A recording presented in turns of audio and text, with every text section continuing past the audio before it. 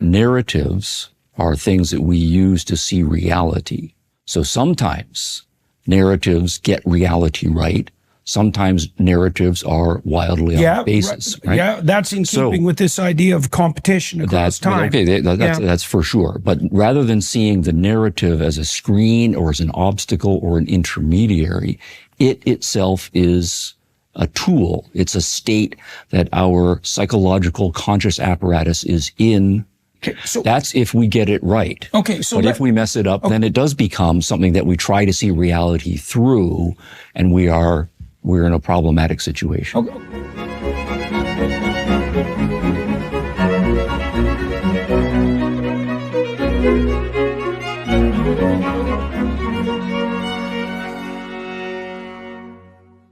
Today, I had the privilege of sitting down with Dr. Stephen Hicks, who's a philosopher with a stellar academic career, very good author. And we talked about his contributions to Peterson Academy first. He's taught 5 courses at this new online university that some of you may be aware of, and the rest of you should be, as far as I'm concerned. He's taught 5 courses there, and we detailed out the structure of the courses. And more importantly and more broadly, I would say, describe the rationale for studying philosophy, because he's a professional philosopher as an academic. And so we discussed, well, the importance of a philosophical education. We discussed the nature of the philosophical endeavor over the last 300 or 400 years as it shifted from modernism to postmodernism to whatever is dawning in this new age that's emerging. And that constituted the bulk of our conversation. And so if you're interested in that, and you should be, and if you're not, you should ask yourself why, then join us. If the answer is no, it's because you're unconsciously under the sway of some skeptical philosopher, and maybe you shouldn't be. So join us anyways for that discussion. So Dr. Hicks, it's good to see you again. A pleasure. Yeah, thank you for coming into Scottsdale today. Oh, yeah, much appreciated. So I thought we would start by talking practically a bit about, you've done 2 lectures for Peterson Academy? I've done 5. 2 are out. Okay, 2 are out. You've done 5. Excellent. Okay, so run through that a bit. Tell people what you're teaching and what the experience was like, and how you understand the mission of this new enterprise, why you got involved, all of that, if you would. Right. Well, I'm a philosopher by training, so my intellectual interest is in what the next generation of good philosophy teaching is going to look like. Now, we got technological revolutions that we are engaged in, and education has been very traditional and backward-minded for many centuries. So, in one sense, we are living in an exciting time for what can be done with the new technologies. And obviously, Peterson Academy is highly entrepreneurial. So I've done many years of in-class teaching, many years of lecturing. I had at my university a Center for Ethics and Entrepreneurship, where we did a lot of experimenting with new technologies as things came on, asking what can be done. Because in many cases, people can learn very well without the presence of a professor physically or and so forth. So what I'm interested in, primarily, is the courses that I have taught over the course of many years, having them in a vehicle that's obviously going to be accessible to more people, but also with better production values and in a way that can't, in some cases, be done even in a good in-person classroom. In philosophy, everything is controversial. A big part of education in life is philosophical education. How many beliefs do I have in my mind? How did they get into my mind in the first place? Where did they come from? What's good for you? What do you like? What are your values? What do you want your life to be? Philosophy has a reputation for just being abstract. Philosophers love their abstractions, their general principles. What we want is to be much more careful. But what happens in politics, economics, business, family, religion is because of philosophical ideas. John Locke, Francis Bacon, René Descartes, Karl Marx, Friedrich Nietzsche, they were the great geniuses of philosophy who made the modern world. We're philosophers, for goodness sake. What is philosophy all about? It's about a quest for coming to know true reality.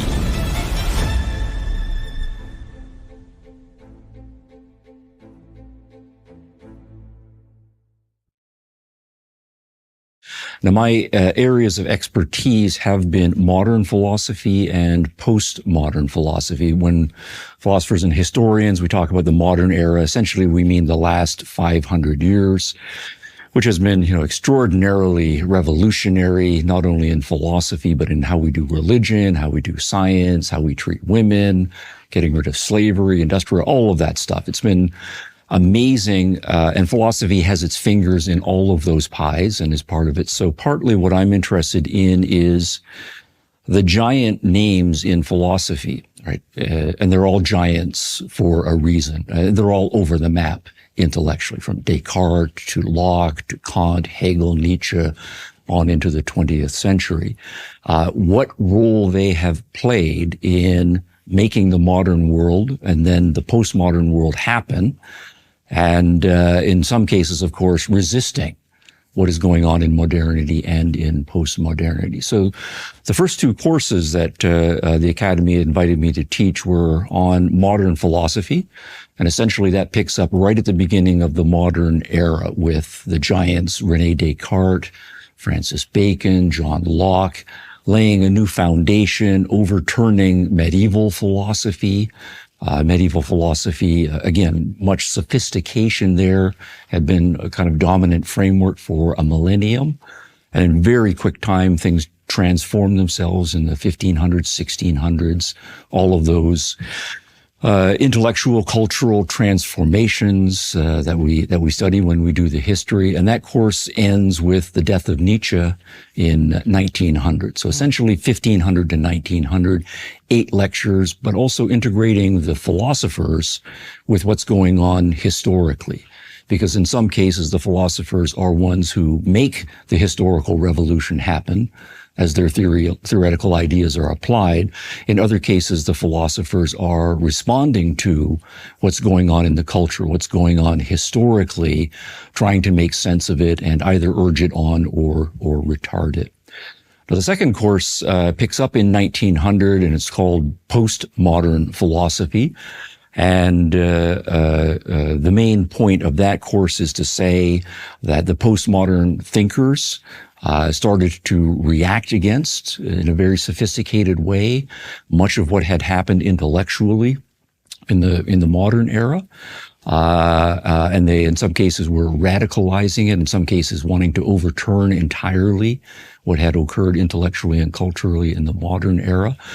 And we started to see in philosophy a move to a more skeptical, relativized, even kind of the death of philosophy, the sense that philosophy has for millennia tried to answer all of these important questions about the meaning of life in a culminating fashion. But from their more skeptical perspective, by the time we get into the 20th century, their verdict is philosophy has become impotent and self-realizes that it can't, in fact, answer any of those questions, so it should, in effect, disintegrate. So I'm concerned to lay out the pre-postmodern philosophers who are setting the stage for all of this. And here I would name people like Bertrand Russell, who had a strongly skeptical phase, John Dewey and some of the pragmatists to some extent, Martin Heidegger, and various others, culminating then in thinkers like Michel Foucault, Jacques Derrida, who take it.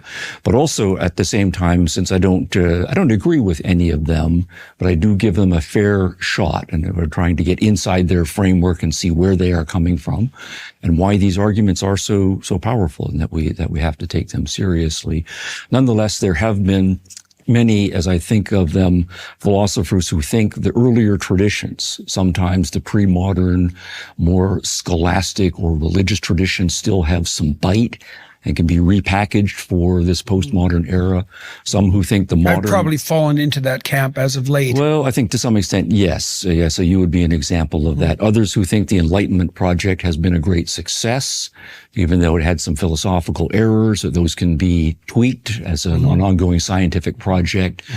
And so I'm interested in also thinkers like Karl Popper and Ayn Rand and Philippa Foot, who are not so skeptical. In fact, they are carrying on the modern Enlightenment tradition. Right. And the idea at the end of that course is that we have a sense of what the philosophical and philosophically informed intellectual landscape looks like in our time, right? Bringing it right up to current times, and characterizing it as, in effect, a three-way debate between the moderns, the pre-moderns, and the postmoderns. And in one sense, we've never lived in better times philosophically, because we have self-conscious, articulate, and very able representatives of all of those traditions operating in our generation.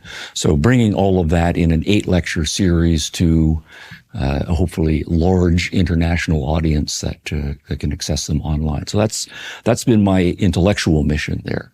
Okay, so I'd like to make a case for everybody that's watching and listening for the philosophical enterprise at a practical level. I mean, regardless of whether philosophy can address the larger questions of life, and I think you have to be in some ways absurdly skeptical to assume axiomatically that the answer to that is no. It's necessary, in my estimation, very necessary, regardless of who you are, to understand the nuances of the thinkers that you describe, because unbeknown to you, the thoughts that you think are yours are actually theirs. And so people might wonder, what practical use it is to study history. And one answer to that is, if you understand history, maybe you won't be doomed to repeat the more catastrophic elements of it. But with regards to philosophy, if you don't understand the thought of great philosophers, you have no idea why that you think the way you do, why you think the way you do, or what the consequences of that might be, right? What is the idea that we're all unconscious exponents of some dead philosopher or some combination of dead philosophers? And so although we don't understand it, we live within not only the conceptual universe these people have established, but the perceptual universe that they've established, right? That they actually have shaped the way that we see the world at a very profound level.